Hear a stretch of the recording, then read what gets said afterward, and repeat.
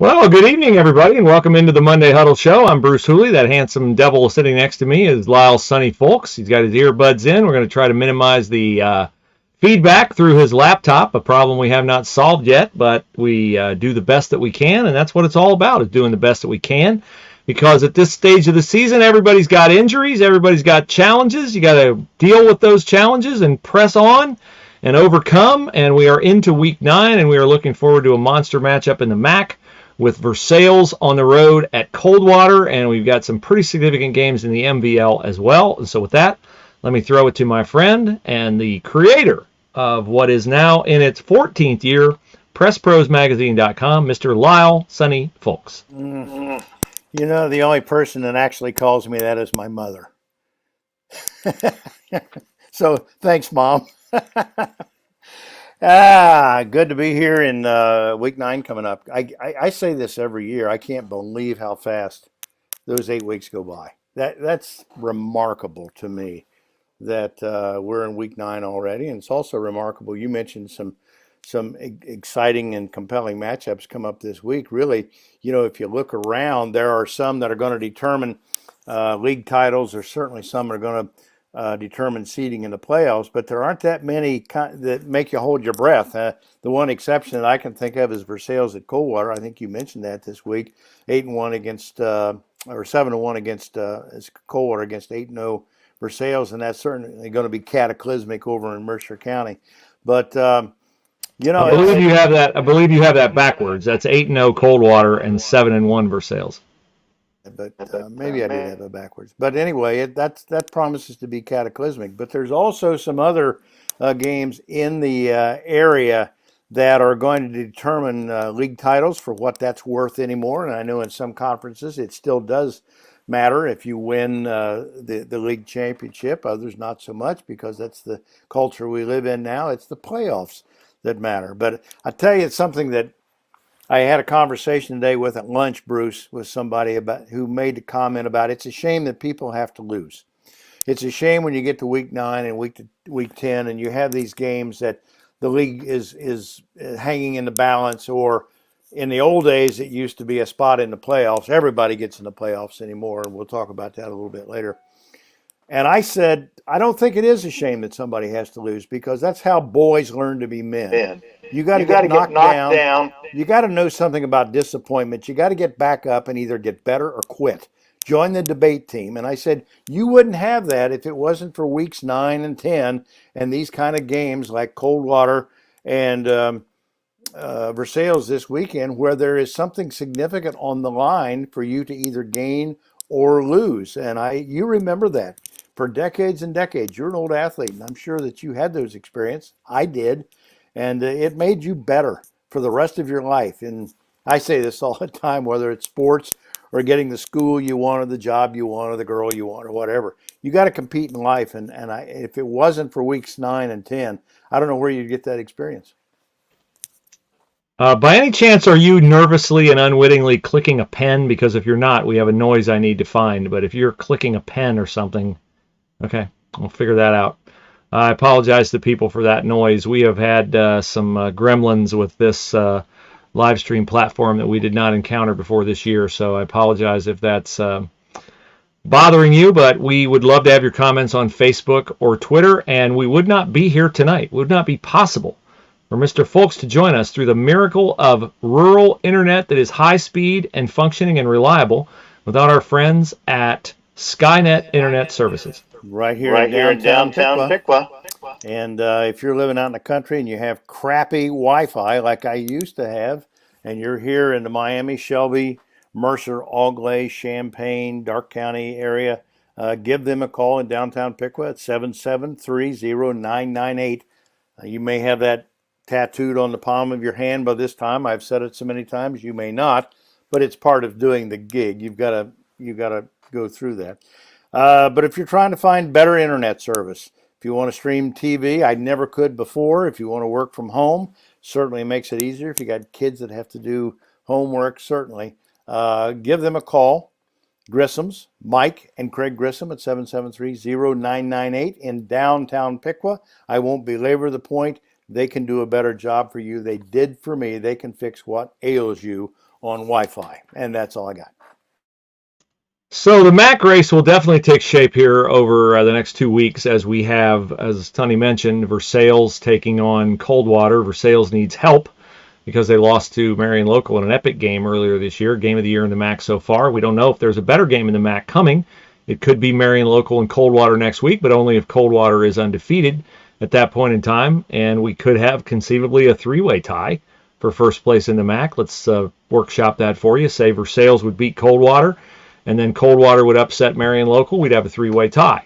So we have a lot ahead of us in the MAC. In the Three Rivers Conference, we are working toward what is, I believe, now the third consecutive year that it'll be winner take all with Milton Union and Riverside, but Milton Union has Northridge this week. I'd be I don't know, upset alert, but Brett Pierce's squad, you got to pay attention when you play Northridge. They're a 3-win football team. Riverside should have, of course, no trouble as Covington continues to struggle to get back to the numbers and the tradition that the Buccaneers have traditionally had. And then in the MVL, we still have 3 teams in the Miami division: Troy, Butler, Tippecanoe, all at 6-1. And Tippecanoe will have the opportunity this Friday night, Sonny, to do what Troy did last Friday night, which is take care of Stebbins. How do you assess that one? Well, it's Stebbins on the road. And again, Tip is a team that I think I just wrote about this afternoon in next week's Friday night picks. The remarkable thing about Tip is they have to win the Overachiever Award of the year. Now, people in Butler would say, well, what about us? You know, we're 6-1. No, you had the advantage of those kids last year that Tip has this year that are getting to play for the first time. So you've got a year's experience on Tip. I take nothing away from Butler. They've had a great year and a surprising year. But I think Tip is the overachiever of the year because they had so many kids who had never played significant roles on Friday night. Those kids have got that experience now. They have come up big for Matt Burbacher. And one thing about winning, we just talked about it a moment ago, it's how you learn to compete, and the more you do it and the more you win, the better it feels. The more you expect to win, the more confident you get. The whole process, it just becomes it's just like a snowball downhill. It's an avalanche, and I think the Tip's got that going for them right now. I don't think Stebbins does. They're 4-4.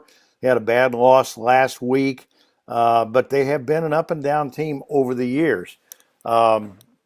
So at 4-4, I would say that Tip's going to be a definitive favorite to go in there and probably win by 2 or 3 scores.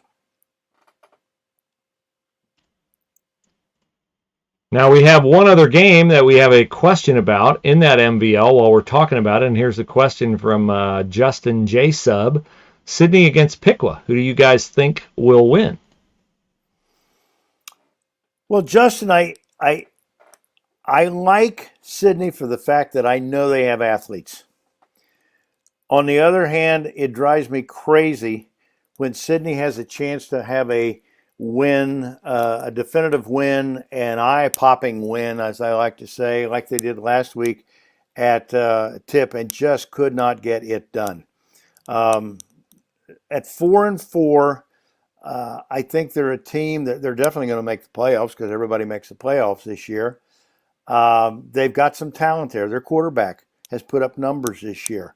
They've got some kids who can run. They got speed. They've got a lot of the attributes that you want on a football team. The thing about Piqua is they have so many heartbreaking losses this year, like 14-13, 14-0, losing to Tip City, losing to West Carrollton 14-13 a couple of weeks ago. I mean, that's a galling defeat for them. And that's happened to them a couple times in the last decade. But I think right now, because of the kind of season they've had, a lot of young kids, like we just talked about with Tip, who are playing significant minutes for the first time this year, I wouldn't be surprised. I don't know who I'm going to pick yet, but I wouldn't be surprised if Piqua doesn't go up there and say, we figured it out last week. Why can't we do that against Sydney? Now, the thing about Sydney, everybody talks about Troy and Piqua being the great rivalry. That's only a rivalry in Miami County. But I'm old enough to remember some fantastic shootouts between Piqua and Sydney. So I expect this to be a very competitive game. It's always special when I think those two teams play at Sydney. I remember the games at Julia Lamb Field when I was in school. It was electric. everybody was charged up about it. It was a lot of fun. So I expect it to be a competitive game. I haven't decided who's going to win that game yet Friday. Now, before I hear from Bruce Monnan and the Minster faction of the MAC, I stand corrected in that the Minster Wildcats, despite the loss of starting quarterback Brogan Steffi, are not out of the MAC race yet either. Because if Minster would win at home on Friday night, so what are you doing? I don't know what that means. Tell me what that means. They're 7-1. So if they beat New Bremen at home this week, and then they would win at Versailles next week, Coldwater would have to, of course, lose to Versailles this week and then defeat Marion Local next week.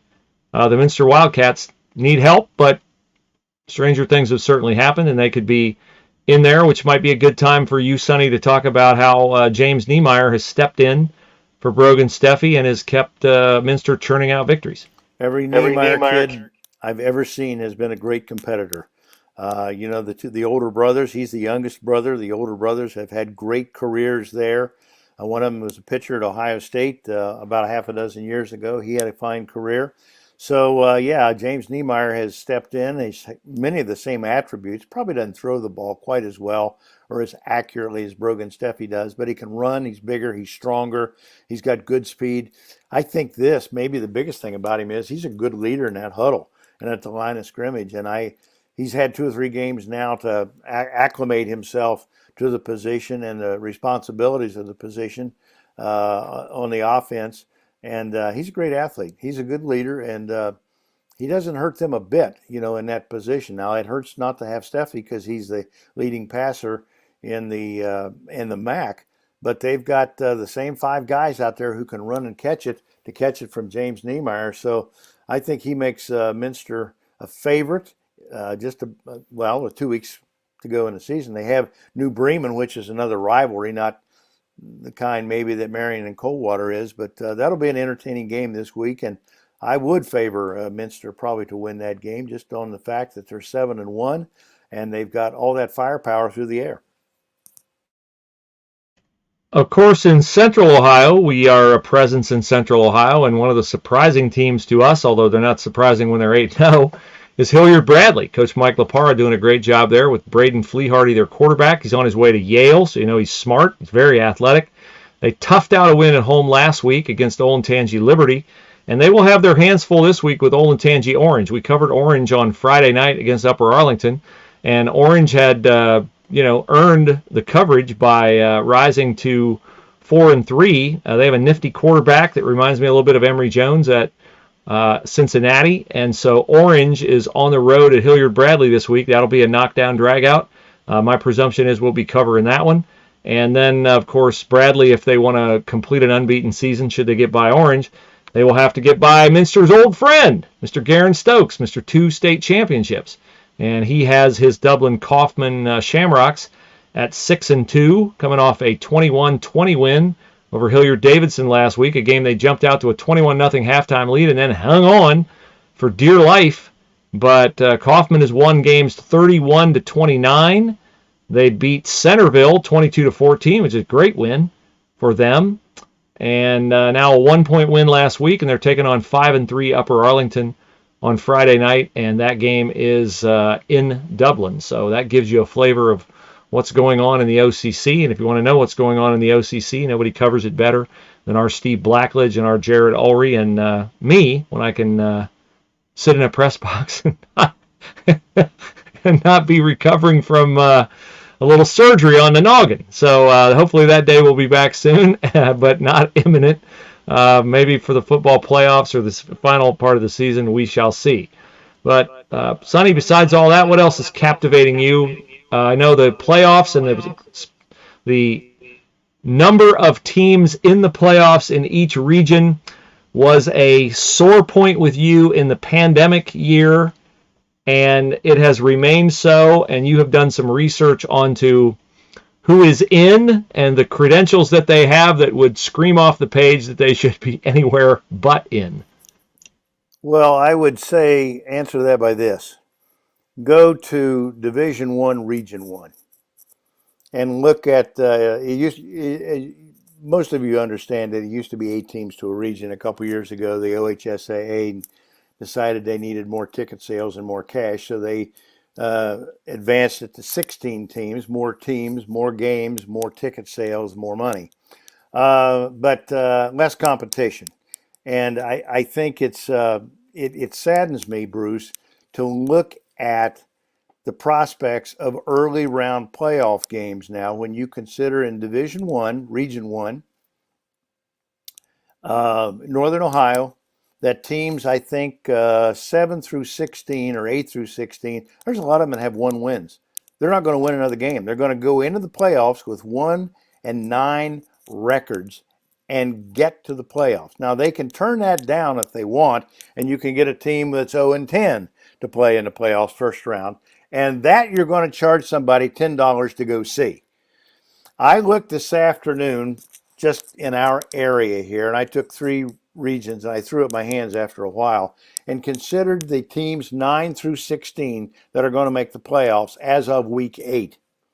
And the winning percentage, 9 through 16, in these 3 different regions, I don't remember if it was 4, 5, and 6 or 5, 6, and 7, doesn't matter, wasn't even 40%.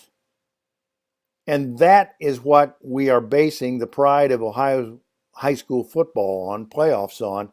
And I know there's people out there say, well, those kids work hard, they deserve a chance.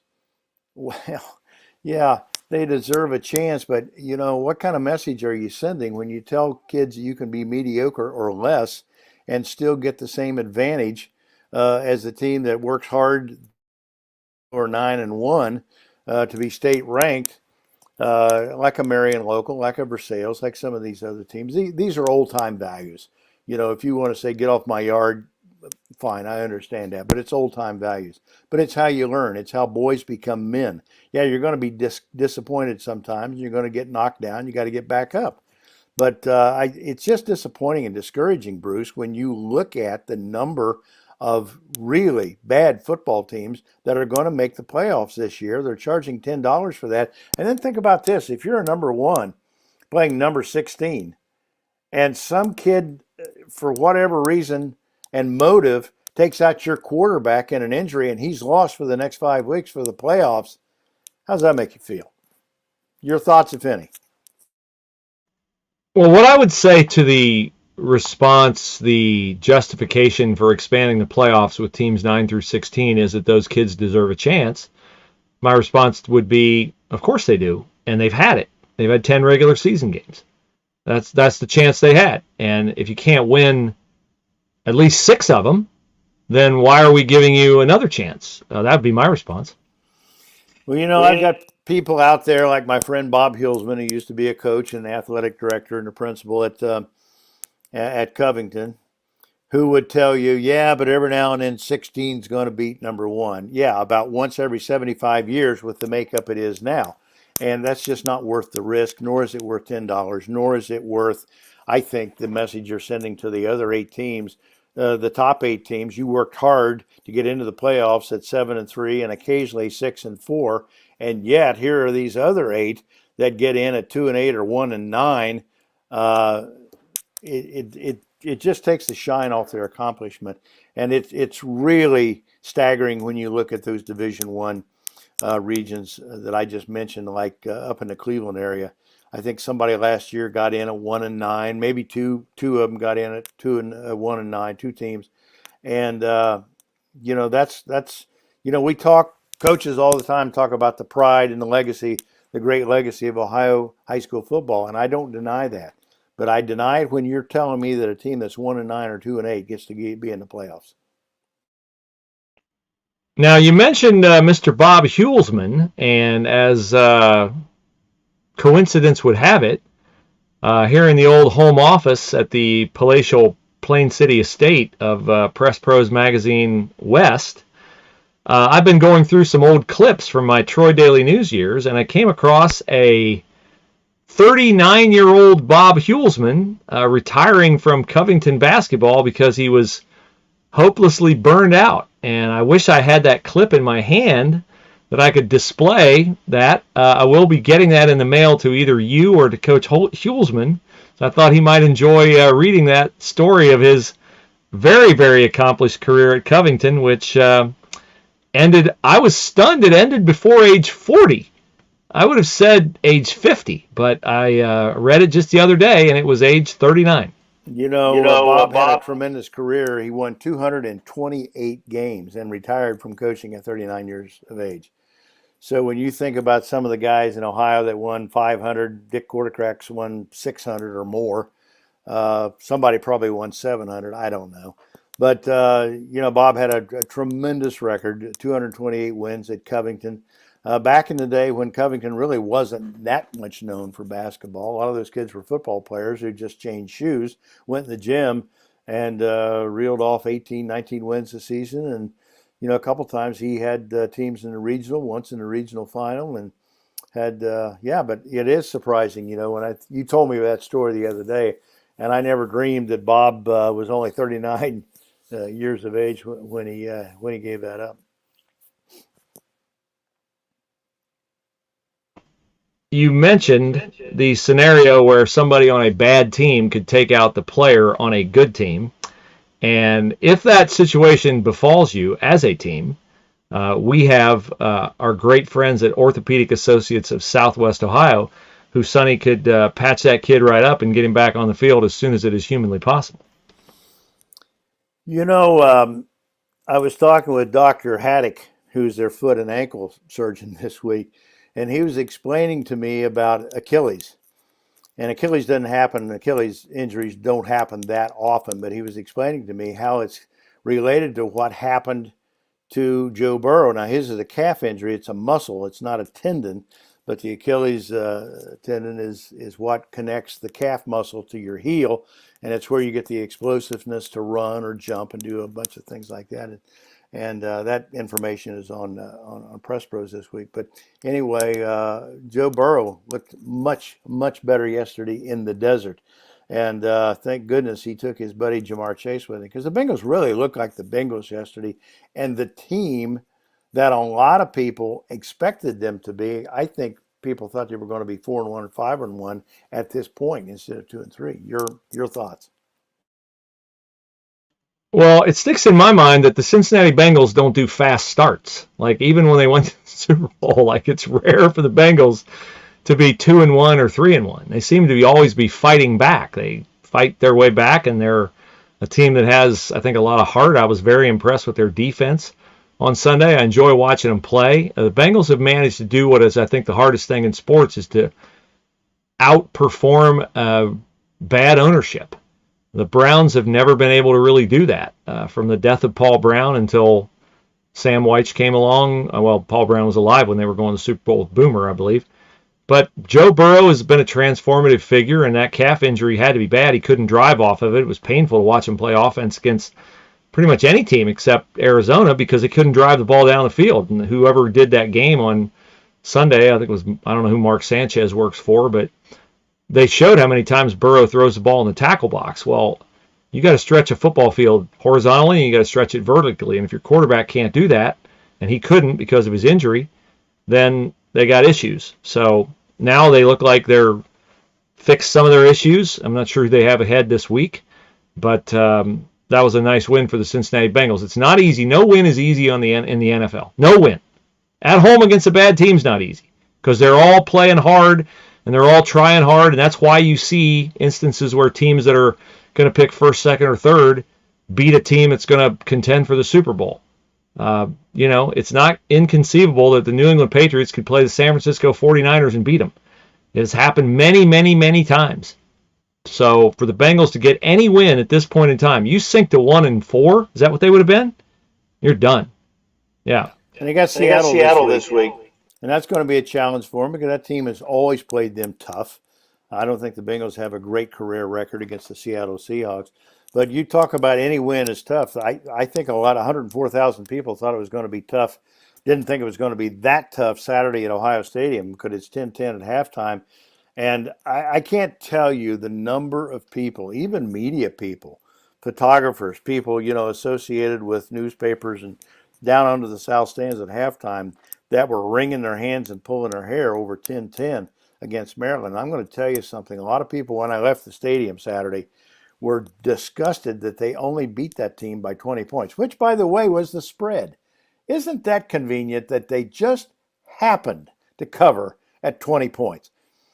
But I'm telling you, the days I think of just beating bad Big Ten teams, and there's plenty of them, by 63-7. I think that's over.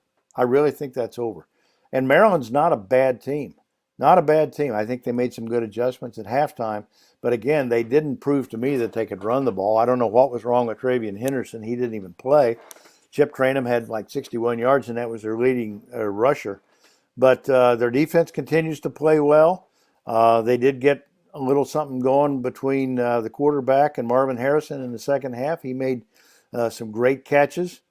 But, people just aren't satisfied that a team that comes in there and plays Ohio State competitively, they don't beat them by more than 20 points. And again, there's going to be more Marylands on their schedule this year. Penn State's is going to give them a game. Michigan is going to give them a game because they always do. They've got some people coming up that are going to give people anxious moments, and then they got to play Michigan on the road. So I don't think these next 6 weeks are going to be particularly comfortable for Buckeye Nation. Well, I think I can workshop this now generational expectation that Ohio State doesn't have a quality win unless they beat a team by 5 touchdowns. I distinctly remember when Jim Tressel was hired at Ohio State, calling someone who had covered him at Youngstown State, and the first thing the person said to me was, well, I hope you're ready to cover a lot of 2017 games. And I coined the term during Coach Tressel's tenure at Ohio State, a Tressel blowout. I said they won the game in a Tressel blowout. So what is a Tressel blowout? A Tressel blowout is a game where Ohio State leads by 2 scores, and you're the other team, and you're only going to get the ball once. So you've been blown out because you have no chance to win the game because you don't have time to have the ball enough to win the game. So in the aftermath of that, what did we get? We got a year of Luke Fickell, and then we got Urban Meyer. And Urban Meyer took it as a personal affront to his manhood if he didn't score 50 points on you. And they got a boatload of great defensive players, and they populated NFL rosters, and 50-7 became the norm. And Ohio State fans have grown to expect 50-7. And they expect 50-7 now from Ryan Day, even though the clock rules are such that if you're smart as an opponent, you bleed the clock because you want to keep the best way you can defend Marvin Harrison is to keep him off the field so he can't catch the things that Kyle McCord throws at him. So Ohio State fans have not adjusted to that new reality, and I don't anticipate that they will, to the detriment of Ryan Day's popularity with them. I can't imagine that they would do better in any head coach than they are doing with Ryan Day, but it is, to me as an alum, off-putting that winning is not enough, that you have to win by a certain amount. Now, if the opponent's inferior, of course you want to play well, but Maryland lost that football game Saturday when they botched the end of the first half, which was just ridiculously stupid. You play that good of a first half, you got to go in with a lead. They were in position to get the lead, and they gave the lead away with a dumb pass. And I don't know, first of all, I don't blame Tagovailoa, because he never should have been put in that situation. That's why you call in the play from the sideline and tell him to kill it and get the 3, and we come out in the second half leading. And they didn't do that, and the minute they didn't kick that field goal, I knew they were beaten. Well, I didn't know they were beaten, but to your point about a Tressel blowout, they wouldn't get a Tressel blowout anymore because when Tressel was coach, they could run the ball. They had guys and they had offensive linemen that could literally dominate the line of scrimmage. They don't look comfortable running the ball. It doesn't, unless somebody can get to the corner and they can block the corner where either Trainum or Henderson, when he's healthy, can get there and turn it upfield. They don't run well between the tackles anymore. There is no 3 yards in a cloud of dust. There's just absolutely no big gaping holes anymore because teams challenge them. The teams, if they want to do that, they bring 9 in a box, and then of course they can throw it. But they don't look comfortable. They don't look like they have the personality to run the ball. I don't know what the answer is because, I don't make my living scheming and trying to figure that out. Ryan Day does, and they're offensive people. But they look like a team that just simply wants to line up, put 5 wide, empty backfield, and just sling it. And get those guys the ball in their hands and let them get 5 or 6 or 7 yards and a 2nd and 3 if they can.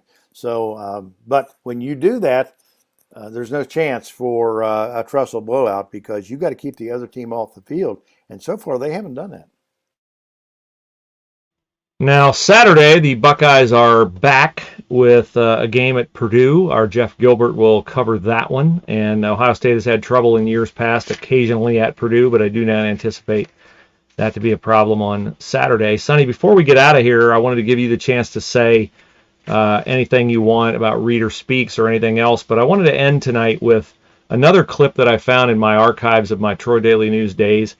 It is a very dated clip, but it is a clip that I think illustrates something that we see in our coverage area in Western Ohio that differentiates coaches and the mindset towards sports in Western Ohio from something that a coach said years ago in a championship game involving the Tippecanoe Red Devil girls basketball players. I'll share that after I give, and we'll close with that after you, Sonny, get the chance to offer any closing thoughts that you might have. Well, I just had a good weekend from the number of people outside the area. I talk about this all the time. You mentioned West Central Ohio football, and I mentioned yesterday that there were as many people who read about Marion Local Friday night, and it's that time of year. We talked about this last week. We had more people comment and I think read about Marion Local from Northeast Ohio than they did actually from Mercer County. Not that many people in Mercer County, maybe 35, 36,000. And we had 3 times that many people around the state interested now in Marion Local because, one, it's their 40th win in a row. Secondly, they're 8-0. They're the number 1 team in their region, in Region 28 in Division 7.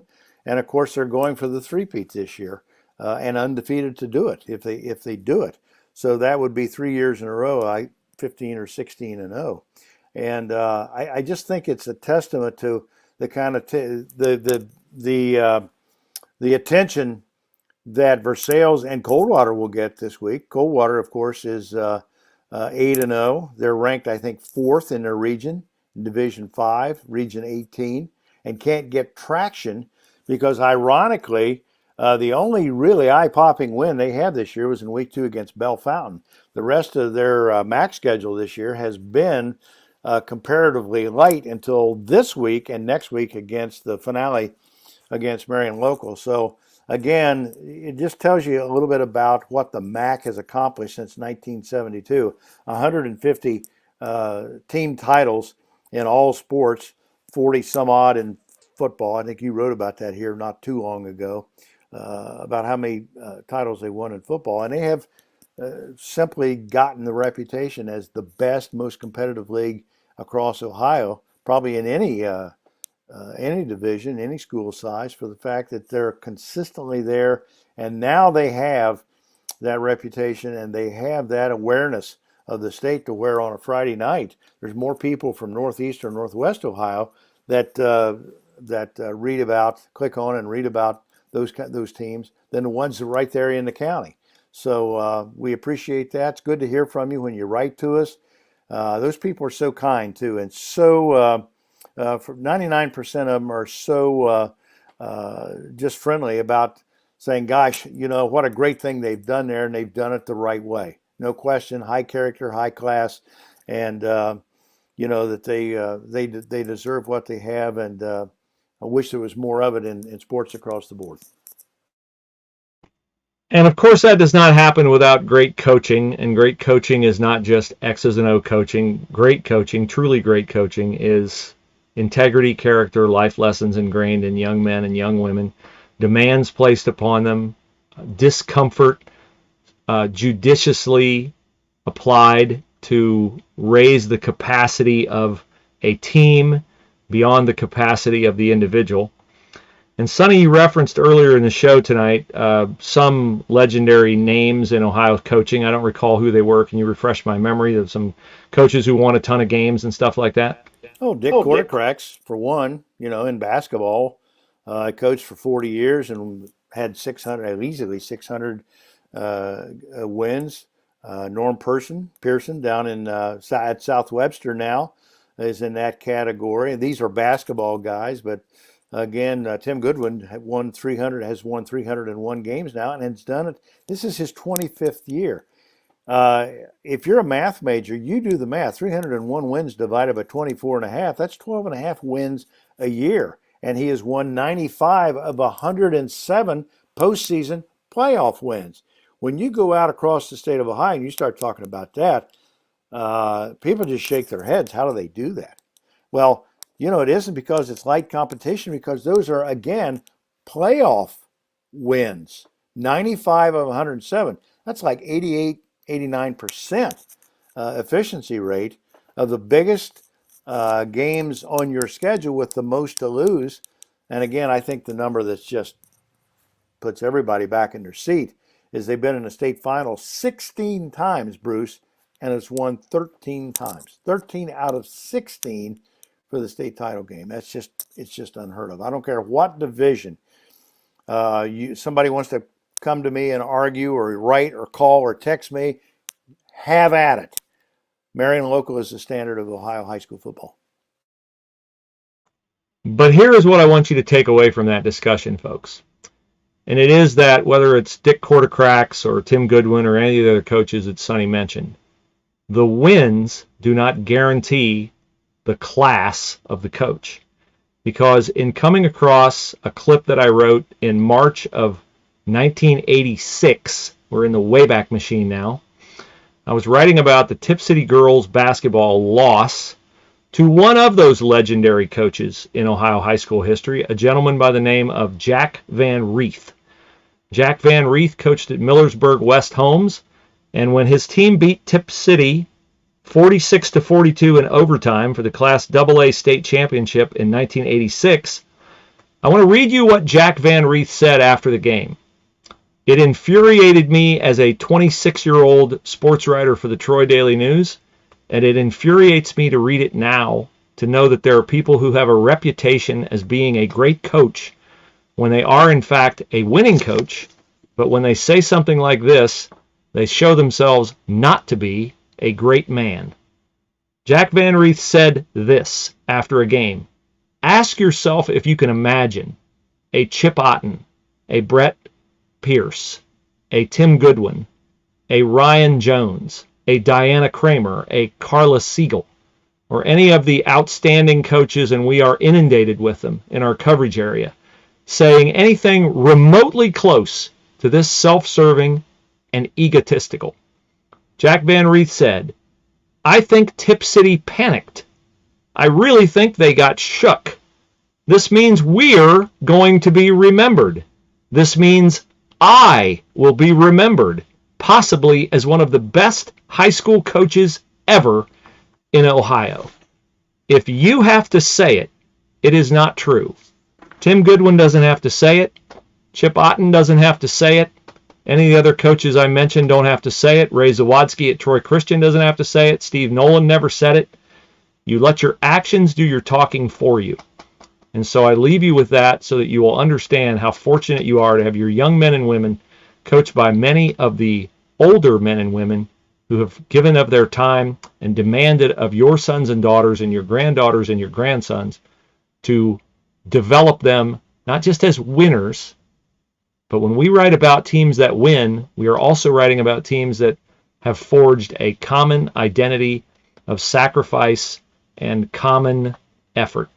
And those are the values that we extol at Press Pros. And to punctuate what you just said, if you mention 301 wins to Tim Goodwin, he almost looks embarrassed to consider it, or to comment on it. If you were to ask him, in fact, I've learned over the years, over the 20 some odd years that I've known him, when you want to talk about things like that, you do it over a beverage someplace in private. You don't do it in the print. You don't do it in print. You don't do it in the media. You don't do it in public around other people, because those people, not just Tim Goodwin, but a lot of those people, will frankly tell you they won't even compare teams. I wrote about this the other night in my column.